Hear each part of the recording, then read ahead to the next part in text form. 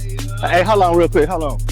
Pause. So, talking about books, one of my favorite books ever, like top two, three, is The Power of Habit. It talks about choices you make to develop habits that basically determine who you are. Our habits and our choices basically determine our trajectory in life.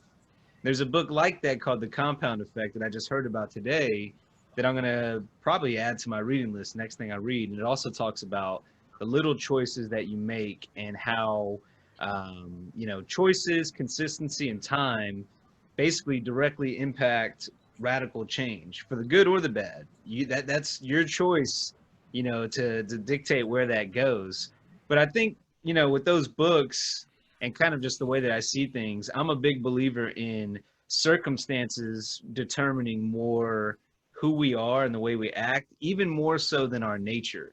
I think a lot of time people act because of what they're surrounded by. They act by what's on their mind. Just the other day I was watching Enemy of the State, and old Will Smith movie. Now this was 22 years ago. This movie came out, so it came out in '98.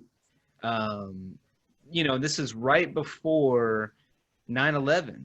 This is 3 years before 9/11. But even then, they were talking about the dangers of, too much national security, too much access to our privacy, and too much access to what we're talking about. The whole movie is basically an NSA thriller about, the horrors of them coming in and over spying, overstepping. Now, set aside the conspiracy stuff, even though that it was 3 years before 9/11 and they were talking about all this anti-security stuff, and you see the Patriot Act get passed a couple years later, and then, Snowden, that whole story.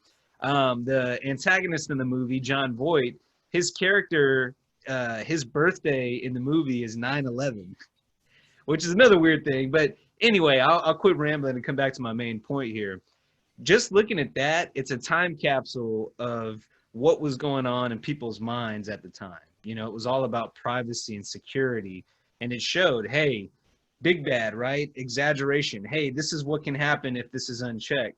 Now, you see the same kind of things with social media. It's dictating how we are, it's dictating the way we communicate, it's dictating the way the generations interact. And just to kind of bring it back full circle, the reason the generations are so drastically different is what's going on around them. We lived through no internet and then having internet, and now internet's everywhere. We're kind of that bridge generation.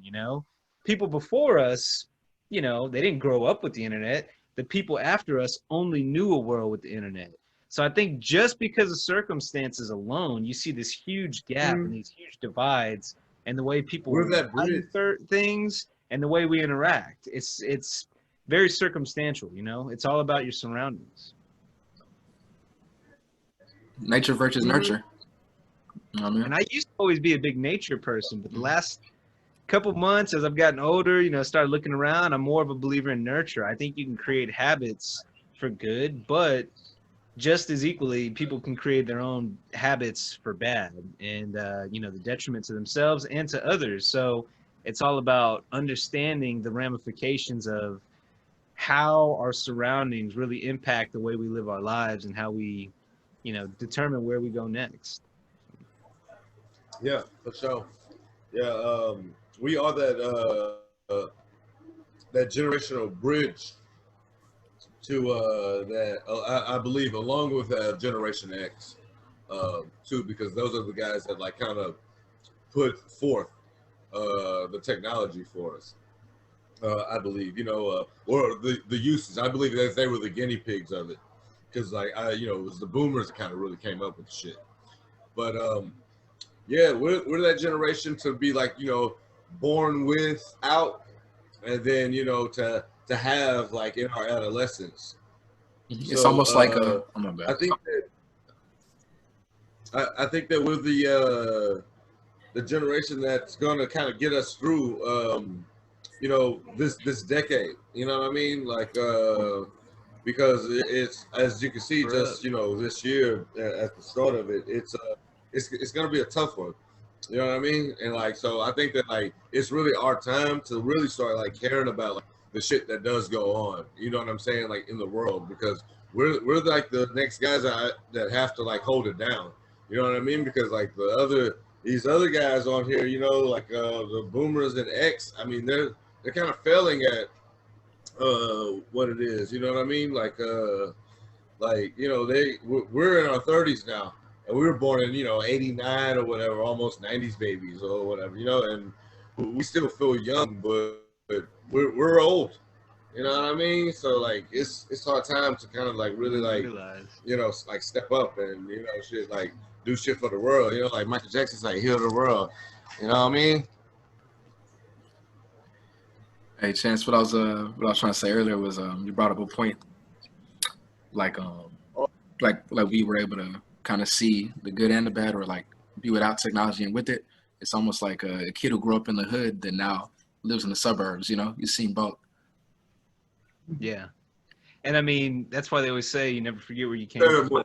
Wherever you grew up, I mean, that was your circumstances, and a lot of, you know, your habits that you developed to kind of deal with your surroundings, whether that's good surroundings or bad surroundings, you know, they kind of define a lot of who you are. And I don't want to say you are what you're surrounded by. You know, I think if you're ever in a bad situation, there are ways to kind of re-gear and rechange your circumstances, but or change your circumstances, not rechange them. But you know, I think a lot of who we are has to do with what's, you know, what influences are around us, what we see on TV all the time, what we see on social media all the time, these ads we see popping up. I mean, I'm not saying anything that we don't know, but I think people just don't realize how much those things impact us. You know, we all know it impacts us, but the subliminal messages that you just constantly have, just sitting in there, sitting in there, sitting in there, after a while, you start to believe it, or at least you can, if you don't catch yourself, you know, if you don't kind of audit what you're consuming, you don't watch what you eat, so to say. Yeah, and to piggyback off of like each and every one of you guys, I know me, you know, back in the day when we had the compact desktops, they were the stationary with the dial-up, with the AOL. The internet was so damn slow that you didn't want to sit there and wait for it to like load up. So we had to go outside and have to interact with each other and stuff because we had to sit there the whole time and like wait for things, you know? So that's the beauty of, I think that we have the most versatile like generation, like, you know, of course, out of everything. It's just how I feel, you know, it's because like we're best of both worlds, you know? So it's just crazy, you know, when you guys said that, it kind of like a little flashback happened in my head, and like I remember those days, you know, I remember the map quest and, you know, the wrong directions and all that, you know. So it just printing out directions and shit like that, like, you know.